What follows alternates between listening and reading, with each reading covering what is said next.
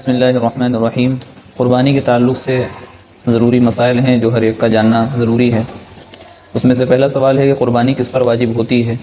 تو جان لینا چاہیے کہ قربانی ہر اس شخص پر واجب ہوتی ہے کہ جس کے پاس 52.5 تولہ چاندی یا اس کی قیمت یا 7.5 تولہ سونا یا اس کی قیمت ہو، یا اتنا کیش ہو جس سے 52.5 تولہ چاندی خرید سکے، یا پھر اس کے پاس سامان تجارت بیچنے والا سامان اتنا ہو کہ جس سے 52.5 تولہ چاندی خریدی جا سکے، یا گھر میں اس کے ایسا کوئی سامان ہو جو سال بھر استعمال میں نہ ہو۔ مثال کے طور پہ 4 گاڑیاں ہیں، 4 میں سے 2 استعمال میں نہیں ہیں، 2 استعمال میں، تو ان 2 گاڑیاں جو کھڑی ہوئی ہیں اس کا حساب لگایا جائے گا۔ اگر اس کی قیمت 52.5 تولہ چاندی خریدنے کی مقدار میں پہنچ جاتی ہے تو اس شخص کے اوپر بھی قربانی واجب ہوگی۔ قربانی گھر میں سب کی طرف سے ہوگی یا ایک کی طرف سے ہوگی، یہ بہت اہم مسئلہ ہے۔ یہ بہت اہم مسئلہ ہے، اس کو صحیح سمجھنا چاہیے۔ عام طور سے مشہور یہ ہے کہ گھر میں جو سربراہ ہوتے ہیں، جو سب سے بڑے ہیں، ان کی طرف سے قربانی کر دی جاتی ہے، لیکن ہمارے یہاں یعنی علماء احناف کے یہاں جتنے لوگ صاحب نصاب ہیں ہر ایک کے اوپر قربانی واجب ہے، ہر ایک کو قربانی کرنی پڑے گی، ہر ایک کو قربانی کرنی پڑے گی، کسی کی بھی طرف سے معاف نہیں ہے۔ اب اگر کوئی ایک بکرا لاتا ہے اور جو گھر کا سربراہ ہے، بڑا ہے، اس کی طرف سے قربانی کر دیتا ہے تو اس کی طرف سے تو قربانی ادا ہو جائے گی، لیکن باقی کے جو لوگ ہیں، بڑا بیٹا ہے یا گھر میں اہلیہ ہیں، ان کی خواتین ہیں، ان کے پاس زیورات ہوتے ہیں، اگر وہ نہیں کرتی ہیں تو وہ گنہگار ہوں گی، اور ایک جس کی طرف سے ہوئی ہے اس کی طرف سے ادا ہو جائے گی۔ لیکن اگر کوئی شخص ایک جانور لاتا ہے اور سب کی طرف سے قربانی کرنا چاہتا ہے، چھوٹا جانور ہے، بکرا ہے، اور سب کی طرف سے سوچ رہا ہے کہ 4 لوگ صاحب نصاب ہیں، ان کی طرف سے قربانی ہو جائے، تو کسی کی طرف سے بھی قربانی ادا نہیں ہوگی، قربانی کا عمل نہیں ہوگا، کیونکہ چھوٹے جانور میں صرف ایک حصہ ہوتا ہے، 4 حصے اس میں نہیں ہوتے ہیں، سب گنہگار ہوں گے۔ ایک سوال یہ ہے کہ کن جانوروں کی قربانی جائز نہیں ہے۔ عام طور سے ہم سنتے ہیں، اللہ تعالیٰ نے سورہ انعام میں بھی اس کا ذکر کیا ہے کہ 8 طرح کے جانور جن کی قربانی کی جا سکتی ہے، ان میں سے 2 بھیڑ ہے اور بکری ہیں، اور اس میں نر و مادہ 4 جانور یہ ہو گئے۔ اسی طریقے سے گائے ہے اور اونٹ ہے، اور اس میں نر مادہ 4 جانور یہ ہو گئے۔ 8 طرح کی قربانی جائز ہے، لیکن اس میں بھی 4 طرح کے جانور ایسے ہیں کہ جن کی قربانی نہیں کی جا سکتی۔ نمبر 1 وہ لنگڑا جانور کہ جس کا لنگڑا پن ظاہر ہو، اور لنگڑے سے مراد یہ ہے کہ چاروں میں سے کم ایک پیر وہ زمین میں رکھتا ہی نہ ہو، بالکل رکھ کے چلی نہ پا رہا ہو، صرف 3 پیر سے چل رہا ہو، تو اس کا یہ لنگڑا پن ظاہر ہے، اس کی قربانی نہیں ہو سکتی۔ نمبر 2 کانا جانور جس کا کانا پن ظاہر ہو۔ نمبر 3 بیمار جانور جس کی بیماری ظاہر ہو۔ اور نمبر 4 ایسا کمزور اور لاغر جانور کہ جس کی کمزوری ظاہر ہو اور اس کی ہڈیوں میں گودا نہ بچا ہو۔ ان 4 طرح کے جانوروں کی قربانی نہیں کی جا سکتی۔ ایک بڑا مشہور سوال ہے کہ قربانی کی جگہ کسی کی مدد کر دینا کیسا ہے۔ ہم نے سنا ہوگا کہ جب اذان ہو رہی ہو اور اس وقت کوئی قرآن پڑھ رہا ہو تو اس کو منع کیا جائے گا کہ ابھی قرآن تھوڑی دیر روک دو، پہلے اذان کا جواب دے لو، جب اذان ہو جائے اس کے بعد قرآن پڑھنا۔ کیوں؟ کیونکہ اذان صرف اس وقت ہو رہی ہے، 5 ٹائم ہوتی ہے، اور قرآن آپ 24 گھنٹے میں کبھی بھی پڑھ سکتے ہیں۔ یہی مثال قربانی میں ہے کہ قربانی کے دنوں میں 10، 11، 12 تاریخ کو اللہ کو سب سے زیادہ محبوب عمل قربانی کا عمل ہے، اور جانور کا خون بہانا ہے، ذبح کرنا ہے، لہٰذا اس کے بدلے میں ہم کوئی دوسری عبادت یا دوسرا کام نہیں کر سکتے۔ اس کے ساتھ تو کر سکتے ہیں کسی غریب کی مدد کر دینا یا کچھ کام کر دینا، لیکن اس کے بدلے میں نہیں کر سکتے۔ ان 3 دنوں میں صرف قربانی کرنا ہے، باقی مدد کرنے کے لیے کسی غریب کی مدد کر دینا یہ پورے سال ہم کر سکتے ہیں۔ لہٰذا یہ جو سوال کیا جاتا ہے عام طور سے اسلام دشمنی میں کیا جاتا ہے، اس کا کوئی اصل اور اس کی کوئی حقیقت نہیں ہے۔ قربانی کا گوشت کب تک رکھ سکتے ہیں؟ قربانی کا گوشت اگلی بقرعید تک کے رکھ سکتے ہیں۔ آج کل اسٹوریج کا زمانہ ہے اور فریزر کا زمانہ ہے، اگلی بقرعید تک کے رکھا جا سکتا ہے، کوئی مسئلہ نہیں ہے، لیکن کوشش یہ کرنا چاہیے کہ زیادہ سے زیادہ غریبوں میں تقسیم کر دیا جائے اور جلدی سے جلدی اس کو استعمال میں لے لیا جائے۔ پہلے کے زمانے میں اس پر صرف پابندی تھی، شروع زمانے میں، کہ صرف 3 دن تک کے قربانی گوشت رکھنا مناسب تھا، باقی اس کو صدقہ کرنا واجب تھا، لیکن جب چونکہ مسلمانوں کے حالات صحیح ہوئے اور بہت سارا مال آیا بیت المال میں تو بہت اس میں گنجائش نکالی گئی اور پھر ایک عام اجازت ہو گئی۔ قربانی کی دعا پڑھنا کیا ضروری ہے؟ قربانی کی دعا پڑھنا سنت ہے۔ اگر کوئی سنت کے ساتھ کوئی قربانی کا عمل کرتا ہے، واجب عمل کو پورا کرتا ہے، تو اس کو ثواب زیادہ ملے گا، اس کے اندر خضوع کا مادہ زیادہ ہوگا، سنت کا ثواب ملے گا، اور اللہ بھی انشاءاللہ اس سے زیادہ خوش ہوں گے۔ قربانی کی مقبولیت کے زیادہ چانسز اس میں زیادہ بڑھ جاتے ہیں۔ لیکن اگر کسی کو دعا نہیں یاد ہے، بر وقت کوئی عالم یا حافظ نہیں مل رہا ہے، تو یہ نہ سمجھے کہ قربانی ہو ہی نہیں سکتی، واجب نہیں ہے دعا کا پڑھنا، وہ بسم اللہ اللہ اکبر کہہ کر کے قربانی کر دے۔ اصل قربانی میں نیت کا کام ہے، اور نیت کا جگہ زبان نہیں، نیت کی جگہ دل ہے۔ دل میں ہم نیت کر لیں گے فلاں کی طرف سے قربانی ہے، لہذا اس کی طرف سے قربانی انشاءاللہ ہو جائے گی۔ لیکن ہر ایک کو چاہیے کہ وہ دعا خود یاد کرے اور اپنے سامنے ذبح ہوتے ہوئے کم سے کم دیکھے، ورنہ خود ذبح کرے، اتنا تو ہر ایک مسلمان کو ہونا چاہیے۔ ایک مسئلہ ہے، اہم مسئلہ ہے، جو عام طور سے قربانی کے بعد غلطی ہوتی ہے کہ امام صاحب کو بلایا گیا، انہوں نے جو ہے دعا پڑھ دی اور چھری لے کر کے امام صاحب نے ہی چھری چلائی اور ذبح کرنا شروع کیا، لیکن جانوروں میں جو 4 نسیں ہوتی ہیں ان میں سے 3 نسوں کا ایک بار میں کٹنا ضروری ہے۔ اگر وہ 3 نسوں کے کٹنے سے پہلے کوئی بھی،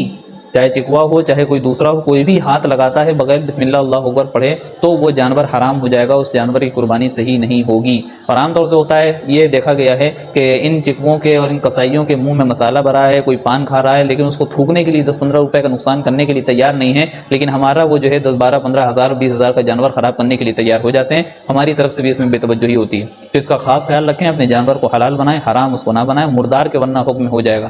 تو کوشش کریں کہ جتنے لوگ وہاں پہ موجود ہیں سب لوگ تیز آواز سے بسم اللہ اللہ اکبر کہیں اور اس کا پہلے منہ صاف کرا لیں چکوے کا، اور اس کو بتا دیں کہ اگر تم ہاتھ لگاؤ گے تو بسم اللہ اللہ اکبر پڑھ کر کے ہاتھ لگاؤ گے، ورنہ ہاتھ نہیں لگاؤ گا۔ یہ تشریح اس وقت زیادہ ضروری ہے۔ جانور اگر بھاگ جائے تو کیا کریں؟ سوال یہ ہوتا ہے کہ جانور اگر بھاگ جائے تو کیا کریں؟ جانور اگر بھاگ جائے تو پہلے اس کو پکڑیں جا کے، مسئلہ بعد میں پتہ کریں۔ جانور اگر بھاگ جائے تو اس کی بہت ساری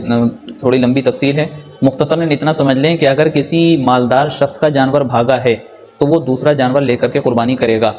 اور اگر اس کو جانور وہ مل جاتا ہے 3 دنوں میں تو وہ اس کو اختیار ہے، 3 دنوں میں یا 3 دنوں کے بعد تو اس کو اختیار ہے، چاہے وہ جانور رکھ لے، صدقہ کر دے، بیچ دے، کھا لے، پکا لے، یا جو ہے اس کو پال لے، کچھ بھی کرے۔ لیکن اگر کسی غریب کا جانور بھاگ گیا اور وہ 3 دنوں میں ملا تو اس کو قربانی کرنا واجب ہے، اور اگر 3 دنوں میں نہیں ملا تو اس کے اوپر دوبارہ قربانی کرنا واجب نہیں۔ اگر 3 دنوں کے بعد ملا، 3 دنوں کے بعد یعنی قربانی کے دن گزر کے تب ملا، تب اس کے بعد جانور آ گیا کہیں سے یا چوری کیا تھا تو مل گیا، تو اس کے لیے ضروری ہے کہ وہ پورا کا پورا جانور یا تو صدقہ کر دے، یا گوشت کاٹ کے صدقہ کر دے، یا ذبح کر کے گوشت کھا لے اور اس کی پوری قیمت صدقہ کر دے، کیونکہ اس کے اوپر واجب نہیں تھی، اس نے خود اپنے اوپر واجب کی ہے، لہٰذا وہ قربانی کرنا ضروری ہے۔ اسی طریقے سے ایک سوال ہے کہ کیا بڑے کے حصوں میں عقیقہ کروا سکتے ہیں؟ بالکل کروا سکتے ہیں، بڑے کے جانوروں میں، گائے میں اور بھینس میں اور اسی طریقے سے اونٹ وغیرہ میں 7 حصے ہو سکتے ہیں، تو 7 حصوں میں سے اگر کوئی 2-4 یا جتنے بھی اس میں عقیقے والے ہیں عقیقہ حصہ لینا چاہتے ہیں تو اس میں عقیقہ بھی ہو سکتا ہے، کوئی حرج نہیں ہے۔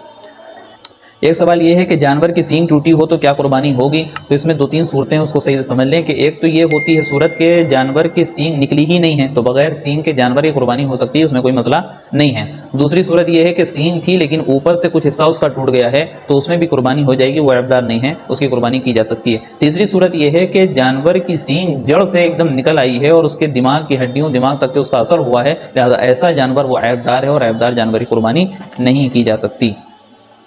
قصائی کو اجرت کے بدلے میں گوشت یا کھال دینا، اسی بکرے کی اسی جانور کی گوشت یا کھال دینا کیسا ہے؟ عام طور سے رواج ہمارے یہاں یہی ہے کہ پیسے دیے جاتے ہیں، اس کی اجرت طے ہوتی ہے، لیکن اگر کہیں رواج ہے، عرف ہے کہ اس کے اسی جانور کا گوشت طے ہوتا ہے تو یہ مناسب بالکل نہیں ہے۔ ہاں، دوسرے جانور کا گوشت یا یہ کہا جائے کہ ہم کو صرف 5 کلو گوشت چاہیے مثال کے طور پر، تو اس کو 5 کلو گوشت دوسرے جانور کا یا اسی جانور کا دے سکتے ہیں، لیکن پہلے سے یہ طے نہیں کر سکتے کہ اسی جانور کا ہم کو چاہیے، یہ مناسب نہیں ہے، جائز نہیں ہے۔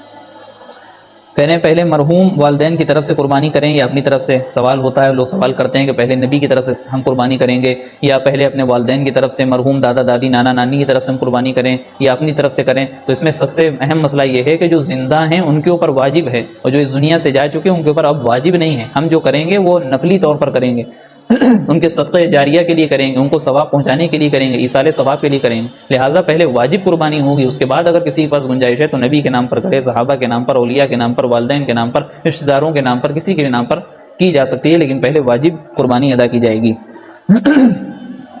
عرفے کا روزہ کب رکھنا ہے؟ عرفے کا روزہ کب رکھنا ہے؟ آیا جو حاجی عرفہ کے میدان میں جو اس سال 2025 میں رکیں گے وہ ان کی تاریخ ہوگی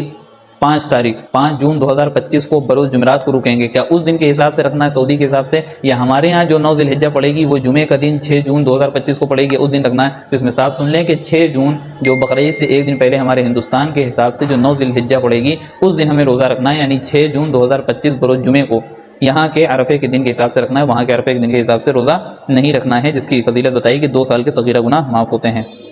ایک سوال ہے کہ کیا رات میں قربانی کر سکتے ہیں؟ رات میں قربانی کر سکتے ہیں لیکن مکروہ ہے، ایسا کرنا نہیں چاہیے۔ 2 وجہ ہیں، 2 وجہوں میں سے آج 1 بجے پائی جاتی ہے اور 1 بجے نہیں پائی جاتی۔ پہلے کے زمانے میں لائٹ کا بڑا مسئلہ ہوتا تھا، نہیں معلوم کہ ساری نسیں کٹیں نہیں کٹیں، کیا ہوا کیا نہیں ہوا، لیکن آج کے زمانے میں لائٹ کا اچھا انتظام ہے، انورٹر ہے، بیٹری ہے، سولر ہے، بہت ساری چیزیں ہیں جس سے لائٹ جانے کا خطرہ اب نہیں ہوتا ہے۔ لیکن دوسری ایک وجہ ہے جس کی وجہ سے قربانی کو مکروہ کہا گیا رات میں کرنا، کہ قربانی شاعر اسلام میں سے، اور شاعر اسلام کی نشانیاں جو بھی ہیں، عید کی نماز ہے، بقرعید کی نماز ہے، جمعے کی نماز ہے، یہ سب اللہ تعالیٰ نے روشنی میں رکھی ہیں، اس کو رات میں چھپ کر کے نہیں رکھی ہیں، لہٰذا رات میں قربانی کرنا اس کو مکروہ لکھا ہے، لیکن بہرحال قربانی ہو جائے گی۔ ایک سوال اور ہے کہ بڑے جانور میں کتنے افراد شریک ہو سکتے ہیں؟ بڑے جانور میں 7 افراد شریک ہو سکتے ہیں، اور اس میں تقسیم کا بہت اہم مسئلہ ہے جو کہ حرام کے درجے تک پہنچ جاتا ہے اگر اس پہ احتیاط نہ کی گئی تو، کہ سب کو برابر سے 7 تھیلیاں جو بنائی جائیں گی، 7 حصے جو بنائے جائیں گے، اس میں برابر سے حصہ ہونا چاہیے۔ آسان صورت یہ ہے برابر سے نہیں ہو سکتے، جہاں بھی ایک بوٹی کسی کے میں زیادہ گئی کسی میں کم آئی تو حال یہ ہوگا کہ پھر وہ جانور حرام ہو جائے گا اس شخص کے لیے، وہ گوشت حرام ہو جائے گا، قربانی ادا ہو جائے گی لیکن گوشت کھانا، گوشت کا استعمال کرنا یہ حرام ہو جائے گا۔ تو اس میں آسان صورت یہ ہے کہ 7 حصوں میں، چاہے وہ زیادہ ہوں کم ہو، تولا ہو نہ تولا ہو، 7 حصوں میں پائے یا تو ملا دیں سب میں، یا تو پھر کلیجی ملا دیں سب میں۔ جب کلیجی یا پائے 7 میں ملا دیں گے تو اس میں کمی بیشی جائز ہے، آگے پیچھے بھی اگر ہوتا ہے تو قربانی گوشت حلال ہو جائے گا ورنہ حرام ہوگا۔ جانور کی کھال کا کیا کریں؟ آج ہمارے یہاں اس کی جو ہے قیمت بڑی گرا دی گئی ہے، پہلے مدرسوں میں دے دیا جاتا تھا، مدرسے والے آ کے لے جاتے تھے، لیکن اب مدرسے کے افراد نہیں آتے ہیں، مدرسے کی انتظامیہ نے ان کو مقرر نہیں کیا، عام طور سے یہی ہے۔ تو اس میں بہتر یہ ہے کہ مدرسے میں کھال جا کر کے ہم خود دیں اور وہاں کچھ پیسوں کی رسید بھی کٹائیں تاکہ مدرسے کا تعاون بھی ہو سکے، کیونکہ مدرسے میں ہم جو دیتے تھے وہ بیچ کر کے مدرسے کے مد میں اور وہاں کے صدقے میں یا وہاں کے جو ہے انتظام میں وہ خرچہ کرتے تھے، لہٰذا ہمارے لیے ضروری ہے کہ وہاں کچھ پیسے دے کر کے آئیں، اور اگر کہیں مدرسے نہیں ہیں آس پاس تو وہ اس کو کھلے عام نہ پھینکیں بلکہ کسی جگہ دفنا دیں، اور یا شہر کے باہر کا جو علاقہ ہوتا ہے جہاں کوڑا گھر ہوتا ہے وہاں جا کر ڈالیں، اپنے محلوں میں اس کو ہرگز نہ ڈالیں جس سے بدبو پھیلے۔ اور آخری چیز یہ کہ اسلام کا جو ایک ہم لوگ عمل کرنے والے ہیں، قربانی کا عمل، ایسا نہ ہو کہ اسلام کے ایک حکم پر عمل کریں تو اسلام کا دوسرا حکم ہم سے ٹوٹ رہا ہو، یعنی صاف صفائی ستھرائی، یہ اسلام بہت زیادہ ضروری ہوتا یہ ہے کہ جو ہے اس کے جو جانور کے فضلات ہوتے ہیں، اس کی جو کھال ہوتی ہے، اس کی جو سینگیں کھور ہوتے ہیں، یہ سب ہم لوگ عام طور سے راستوں میں ڈال دیے جاتے ہیں، اس سے بدبو و تعفن پھیلتا ہے، صرف غیر مسلموں کو نہیں، ہمارے برادران وطن کو نہیں بلکہ جو ہے پورے مسلمانوں کو بھی تکلیف ہوتی ہے۔ مسجدوں کے آس پاس کے علاقوں میں ڈال دیا جاتا ہے، مصلیوں کو تکلیف ہوتی ہے، نمازیوں کو تکلیف ہوتی ہے، بدبو پھیلتی ہے، مسجد میں پوری بدبو پھیل جاتی ہے۔ تو ایسے عمل سے ہم کو بچنا ہے کہ جس سے اسلام اور مسلمانوں سے دشمنی میں اور اضافہ ہو اور اسلام اور مسلمانوں کی غلط امیج سامنے پیش کی جائے۔ اس میں بہتر یہ ہے کہ ایک بڑا سا گڈھا کھود کر کے اس میں دفنا دیا جائے جہاں کتے وغیرہ آسانی سے نہ پہنچ پاتے ہوں، کہ اس کو کھود کے پھر سے نکال لیں، یا پھر شہر کے باہر جو کوڑا گھر ہے وہاں جا کر ڈالیں تاکہ ایک اچھا پیغام ہماری طرف سے جائے، گندگی کا ماحول نہ ہو، ہمارے محلہ بھی صاف ستھرا رہے اور ہمارا دل بھی صفائی ستھرائی والا ہونا چاہیے، ایک دوسرے کے ساتھ مل جل کر کے رہیں۔ اللہ تعالیٰ سے دعا ہے کہ اللہ تعالیٰ ہم سب کو اس طور طریقے کو سامنے رکھتے ہوئے اور تمام چیزوں کو سامنے رکھتے ہوئے اپنی رضا کے لیے قربانی کرنے والا بنائے۔ آمین وآخر دعوانا ان الحمدللہ رب العالمین۔ ویڈیو اگر اچھی لگی ہو تو لائک کریں، شیئر کریں اور چینل کو سبسکرائب کرنا نہ بھولیں، اور ساتھ ہی ساتھ بیل آئیکن کو پریس کریں تاکہ نئی ویڈیو کی نوٹیفیکیشن آپ کو ملتی رہے۔